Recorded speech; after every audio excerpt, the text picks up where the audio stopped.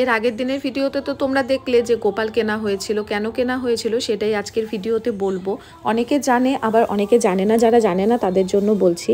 তো hello everyone, welcome to my another blog. আমি পূজা। কেমন আছো তোমরা সবাই? আশা করি সবাই ভালো আছো, আমিও খুব ভালো আছি। তো আমি চলে এসেছি আমাদের বাপের বাড়ির সামনে। এখানটাতে অষ্টপ্রহর নাম কীর্তন হয় বাবানের নামে। এখানটাতে মানসিক করা হয়েছিল, কিন্তু মানসিকটা তো 2 বছর থেকে দেয়া হয়নি। তো এই বছর যেহেতু আমি আগের দিকেই এসেছি বাড়িতে, তো সেই জন্য মা বললো থেকেই যা, এই বছর মানে কীর্তনের মানসিকটা দিয়ে যা। তো সেই জন্যই আমার এতদিন থাকা, আর এই কীর্তনের উপলক্ষেই বাবানের মানসিকটাও একেবারে বাবানের মানসিকটাও এবারে দেয়া হয়ে গেল।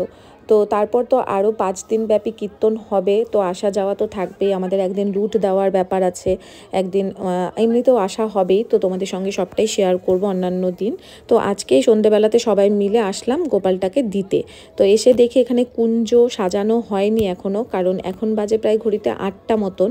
এখন সবেমাত্র ঠাকুর আসছে, যারা যারা মানসিক করেছে। প্রায় বেশিরভাগই এখানে মানসিকেরই ঠাকুর, অনেকে রাধাকৃষ্ণ বা অনেকে গোপাল, অনেক কিছুই মানসিক করে। অনেকে পিতলের ঠাকুর মানে বিগ্রহ যেগুলো হয় সেগুলোও মানসিক করে দেয়।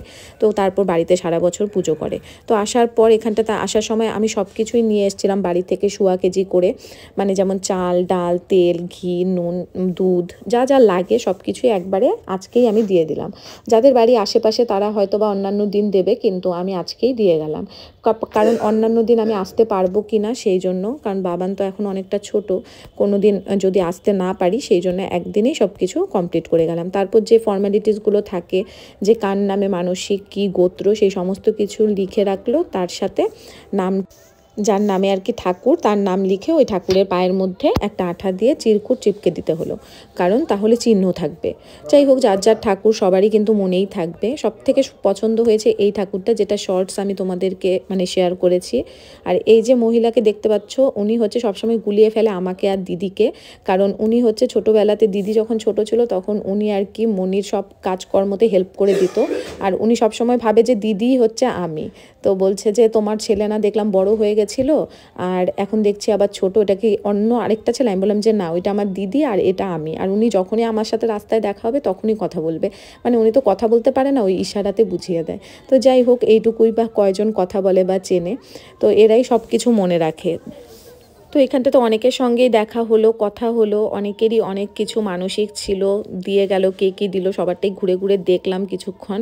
তারপর দেখার পর আমি বললাম যে না, এখন চলো বাড়ির দিকে যাওয়া যাক। আর বাবান তো মানে প্রথমে আসতে চাইছিল না, এত জেদ করছিল, ভাবছিল যে ওকে হয়তো বা ডাক্তারের কাছে নিয়ে যাওয়া হচ্ছে। তো তারপর ওইখানটাতে আসার পর একদম চুপচাপ হয়ে গেছে, একটা সোয়েটার পরবে না, এত ঠান্ডার মধ্যে একটা টুপি পরবে না, কিচ্ছু না। যাই হোক, আসার সময় মানে আমি টোটো থেকে নামতে গিয়ে হোঁচট খেয়ে পড়ে গিয়ে আমার পুরো পায়ের নখটাই উঠে গেছে। মানে বিপদ কখন কিভাবে আসে তো সেটা তো বোঝা যায় না। আর এত রক্ত বেরোচ্ছিল ঠান্ডার মধ্যে, ভাবো কাঁচা নখটা যদি উঠে যায় কেমন লাগে। তারপর যাই হোক, এটা কোনো রকমে ব্যান্ডেজ করলাম। তারপর বাবানকে খাওয়ালাম, কারণ ওকে তো সন্ধেবেলাতে খাইয়ে নিয়ে যায়নি। আর মানে কি বলবো, আমার আর ইচ্ছে করছিল না যে ভিডিও শ্যুট করি, কিন্তু ভিডিওটা তো এন্ড করতে হবে, সেই জন্য ওইটুক করে আরেকটুখানি মানে শ্যুট করলাম। তারপর একটা ব্যথার ওষুধ খেয়ে নিয়ে তারপর একটুখানি চা খেলাম। তো আজকের ব্লগটা এই পর্যন্তই, দেখা হবে তোমাদের সঙ্গে নেক্সট ব্লগে। তো এরপর আরও যে অষ্টপ্রহরে আমরা যাব, কীর্তনে কেমন হয়, কি মজা হয়, সব কিছুই তোমাদের সঙ্গে শেয়ার করব। তো চলো, আজকের মতো টাটা, সবাই ভালো।